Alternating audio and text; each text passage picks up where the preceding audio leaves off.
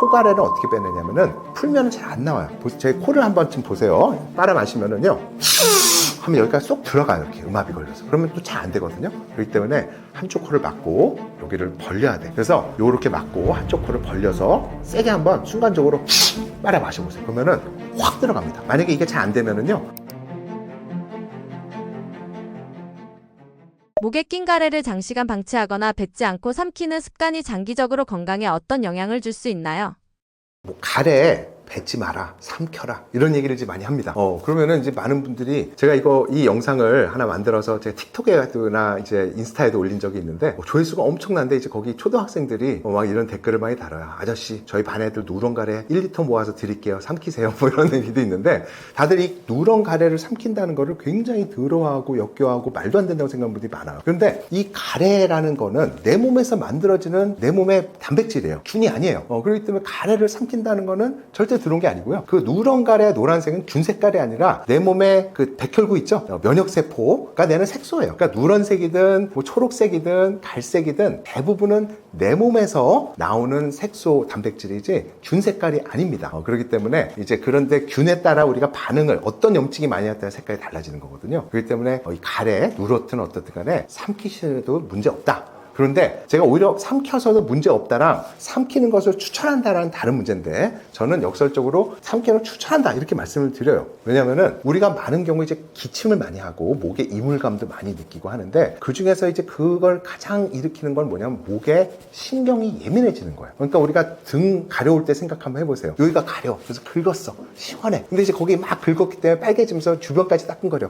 그럼 더 긁어. 이러다가 점점점 하면 나중에 온 등을 우리가 피날 때까지 긁게 되거든요. 왜? 자극을 줘서 거기가 더 예민해졌기 때문에. 마찬가지로 멀쩡한 여기에 가래 있다고 이거를 어떻게 하냐면 우리가 이러면서 뱉겠다고 여기를 그냥 팍팍 하면서 상처를 줘요. 그럼 목 안에 성대 주변이 시뻘겋게 부어오릅니다. 하도 쥐어짰기 때문에. 그럼 거기가 감각이 어떻게 돼 있어요? 더 화끈거리고 가래가 더 있다고 느껴져. 그럼 더 뱉고 싶고, 이 악순환. 기침이라면은 기침 간질간질 하고 싶지만 그렇게 해서 가래를 뱉겠다고 하면은 더 기침이 더 나는 거죠. 그렇기 때문에 가래 뱉는 게 가래가 더 있다는 느낌을 더 증가시키고, 기침을 나눌 때 기침을 더 하거나 가래를 뱉으면 기침이 더 증가하는 거는 여기 신경이 더 예민해지고 손상을 줘서 그런 거예요. 상처. 그래서 그렇게 하다 피 나면 또 폐암이라고 막 걱정되고 오시는데, 다 본인이 가래 뱉겠다고 기침하다가 여기서 피 터져갖고 피 나서 오는 거고 대부분이거든요. 폐암이 아니라. 그렇기 때문에 중요한 거는 왜 가래를 삼키려고 하느냐, 뱉는 행위 자체가 여기를 손상시켜서 가래가 더 있다. 그래서 이런 거 많이 하잖아요. 가래가 있는데 뱉어도 안 나온다. 대부분은 가래가 없기 때문에, 그냥 감각적으로 예민해서 이만큼 있다고 느끼는 거고, 실제는 없기 때문에 안 나오는 거예요. 그래서 꼭 가래는 너무 뱉으려고 목을 손상시키지 마시고 삼키시는 게 목을 보호하는 거다. 그렇게 이해해 주시는 게 좋겠습니다. 병원에 가지 않고 집에서 간단히 가래를 빼낼 수 있는 방법이 있을까요? 속에서 들끓는 가래를 효과적으로 배출할 수 있는 호흡법 있을까요?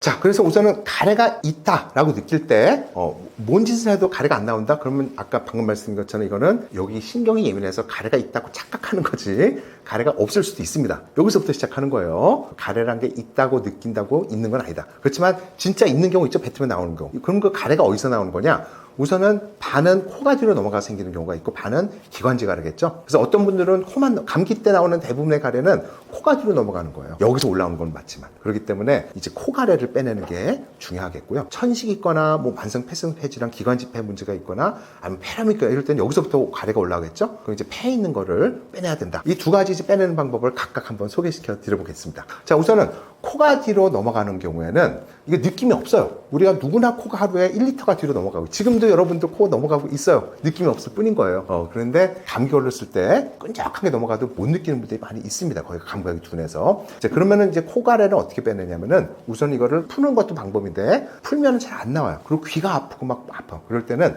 빨아 마셔야 돼요. 그래서 어떻게 하냐? 그러면 이제 빨아 마셔야 되는데, 제 코를 한번 좀 보세요. 빨아 마시면은요, 하면 여기가 쏙 들어가요. 이렇게 음압이 걸려서. 그러면 또 잘 안 되거든요. 그렇기 때문에 한쪽 코를 막고 여기를 벌려야 돼. 여기 뼈 밑에 여기 쏙 들어간 데를, 여기를 비강 밸브라고 해요. 밸브 있잖아요. 열렸다 닫았다. 그런데 거기가 어떤 사람들은 넓은 사람 있잖아요. 좁아져 있는 분들이 있고, 연골이 약한 분들은 하면 여기가 완전 딱 차단돼서 쭉 막혀버려요. 거울 보고 해보세요. 어떤 분들은 평생 이거 못 해본 분들도 있어요. 진짜로. 왜? 할 때마다 여기가 딱 좁아지거든요. 그래서 요렇게 막고 한쪽 코를 벌려서 세게 한번 순간적으로 빨아 마셔보세요. 그러면은 확 들어갑니다. 만약에 이게 잘 안 되면은요, 부드러운 젓가락 또는 뭐 이렇게 뾰족하지 않은 뭐 이런 거 클립 같은 걸 해서 넣고 여기다 넣고 그걸 벌리는 거죠. 이게 좁아지지 않게. 이 상태에서 해보시면은 확 넘어가는 걸 느낄 수 있어요. 여기도 똑같이 해서 아니면 손으로 당겨서 이렇게 그렇게 해서 했을 때 확 넘어가는 게 있고 꿀꺽 삼켜진다. 이러면 이제 코가래가 있는 거죠. 그런 경우에는 그렇게 해서 코를 많이 해서 뱉어내시면 되는 거고, 이걸 할 때 이제 입천장을 약간 떨면은 이게 더 잘 제거돼. 그래서 이렇게 해서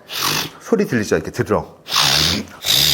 이렇게 하시면은 입천장도 떨리면서 꿀꺽 삼키게 됩니다. 그렇게 해서 배출해내시면은 한 또 30분, 1시간 가래 없이 유지할 수가 있다. 그래서 그게 코가래 있다 없다를 이제 분별하는 방법이 되겠고요. 이런 경우에는 이제 식염수 코세척이 도움이 많이 돼요. 코 안에 있는 걸 빼내니까. 그래서 식염 코세척 방법은 제가 또 권혁수 알러지 글에 올려놓은 영상 보시면 될 것 같습니다. 그 다음에 이제 기관지 가래죠. 아무리 해내도 많은 어르신분들이 가래 때문에 내가 나오지도 않고 숨 막혀 죽을 것 같다. 이렇게 보시면 되는데, 요거를 이제 뱉겠다고 아까 기침을 하면은 목이 다 망가져요. 그러면 더 예민해져서 가래가 더 있다고 느껴지고 힘들거든요. 그래서 목에 부담 없이 가래를 빼내는 방법이 있는데, 이거를 허프 기침 또는 허핑 기침이라고 얘기하는 건데, 이건 뭐냐면은 이런 거예요. 거울에다가 입김 부는 거 있죠?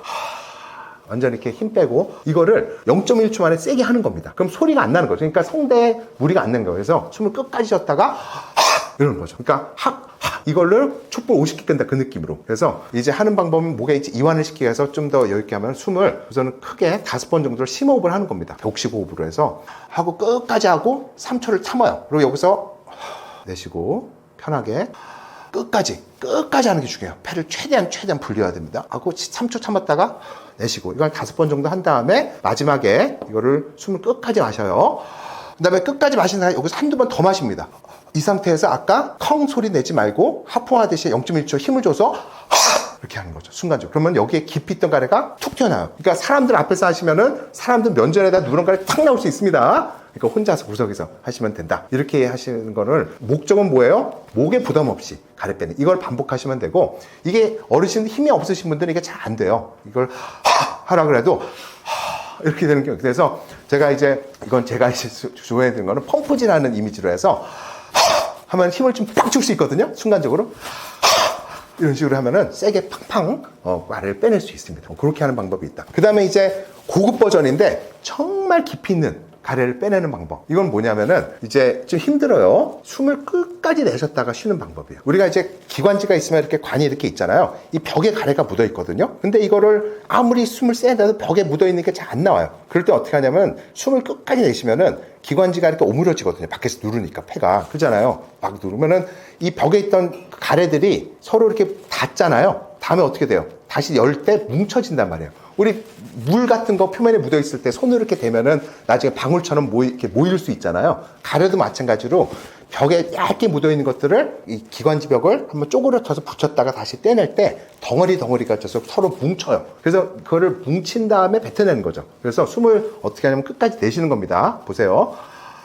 내쉴 때 힘을 더 이 상태에서 다시 끝까지 마시고 3초를 참아요. 더. 이걸 반복하는 거죠. 그러면 어느 순간에 끝까지 내실 때 가래가 뭉친 거 할 때 갑자기 가래가 확 이제 덩어리진 게 뭉쳐지면서 막 나와요. 그럴 때 누런 가래가 팍팍 튀어납니다. 그래서 막 1주, 2주 동안 안 나왔던 누런 가래가 그렇게 했을 때 갑자기 덩어리로 막 나올 수 있어요. 주의하실 점은 이때 정말로 기침이 너무 심하게 나와서 정말로 이렇게 토할 수도 있고 정말 기절할 수도 있습니다. 심한 기침이 나올 수 있기 때문에. 그렇기 때문에 이제 어르신분들 같은 경우는 가급적이면 앉아서 이거를 숨 끝까지 내쉬다가 숨 끝까지 쉬었다 이걸 반복해서 뱉어내시면 깊은 가래를 좀 잘 뱉어낼 수 있습니다.